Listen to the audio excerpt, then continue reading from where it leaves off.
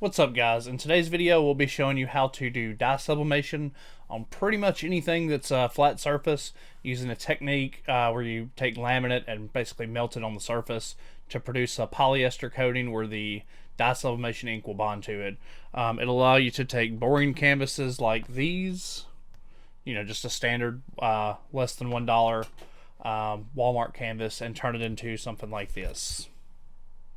A nice, vibrant, beautiful thing. That's actually going to be a key holder. It's going to be pretty cool. In addition, you can do things like picture frames. Just about anything that's flat, it'll allow you to put a coating on that so you can dye sub on it. So without further ado, here's how you do it. Alrighty. And the first thing you're going to need is something to actually sublimate on. This is a cheap canvas from Walmart. They come in a 3-pack for about $3 or so. They should be available in like the hobby section. Next, you'll need laminating pouches. This is the secret sauce of what makes everything work. They're actually pure polyester, and when you put those on there, they do fine. The one thing worth mentioning is I actually bought the colored versions, which is a complete mess up on my part because you can't even use them. Luckily, the backside of them is clear, as you'll see right here. Let me get this real quick. Let me see right here. Yep, you can see that they are actually clear. So I mean, I can use half of them anyway, so it's not a complete mess. Luckily, these were about $2, so not too big a deal. But as you can see here, they look fuzzy, but when they're melted on, they're nice and transparent and have a good appearance. Also, you'll need some heat resistant gloves because these canvases get a little warm, and you'll definitely need that. Overall, the finished product we're going for looks something like this right here. But yeah, let's get cracking. Alright, now one thing worth mentioning that I always like to do is to have a piece of paper underneath everything. This keeps your press nice and clean and keeps accidents from happening. Just in case. I mean, you never know. Here's the substrate going on. We'll use a different one. That one's slightly bowed from heat earlier. Alright. Usually I put the laminate directly over the top of that. I usually press right on the laminate, put the heat directly to it. Let's see. Next, just cover with another piece of paper. We do this to keep the platen clean from anything that should happen to go wrong. It's worth mentioning that we press these at 350 degrees for 120 seconds. Alright, we're going to go ahead and get ready to pull it out of the oven.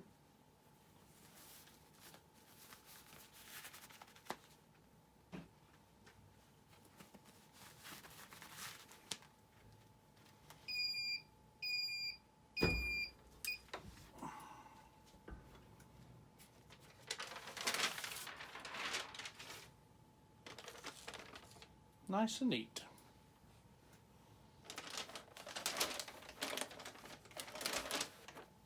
Now, what we do from here,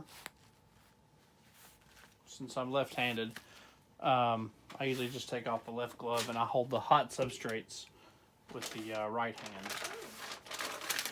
And I usually just take it just like this and kind of just trim up the edges.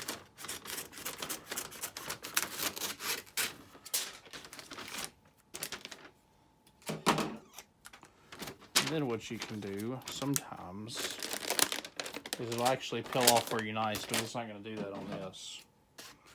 So what I'll do is I'll just go ahead and just cut that.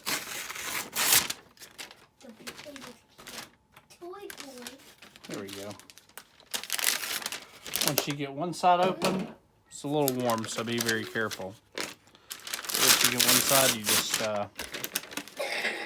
can tear them right on out.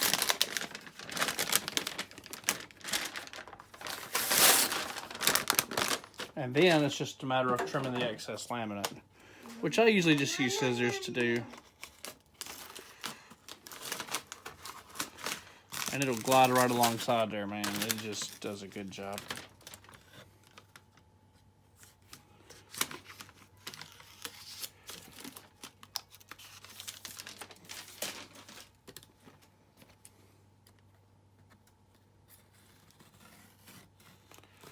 And you can just go with it and it'll just Cut right on off.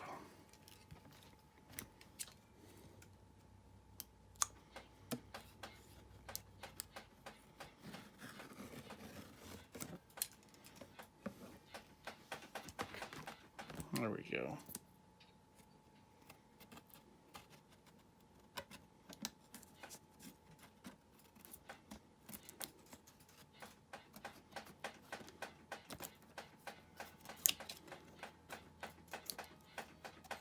There we go.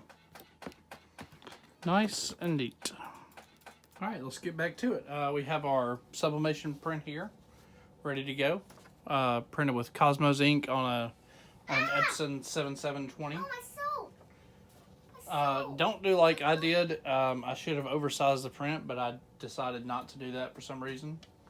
I just got in a hurry. That's all it was. Take it. Get a little bit of dye sub tape.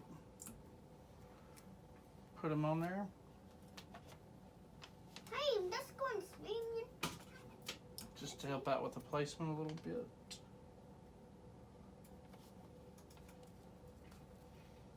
I'm on it, so you can't do it. Now, these are printed basically the exact same way that they're done. That they're done. I'm using A-sub paper, by the way. You do them face up, and what I like to do is usually I'll take a couple pieces of copy paper, put one on bottom, put my substrate down, one on top, put my protection paper down. That was almost going to be bad. And then you press it for 120 seconds at 350 degrees.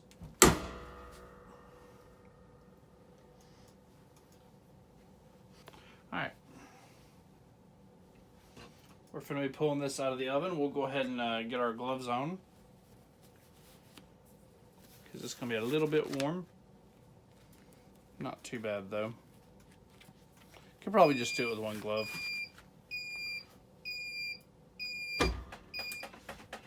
Go.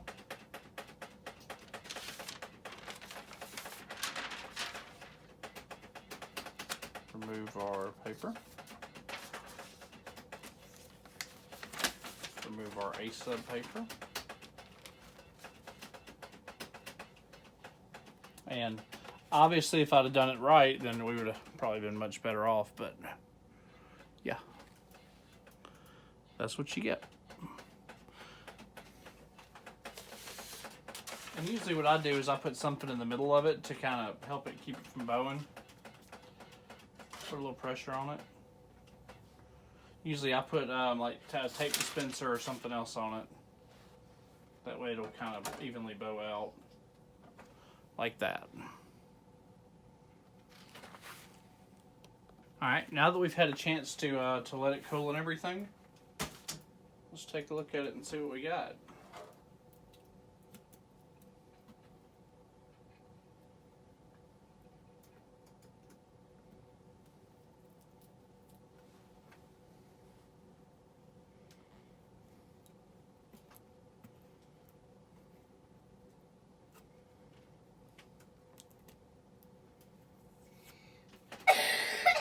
As you can see, it looks really good.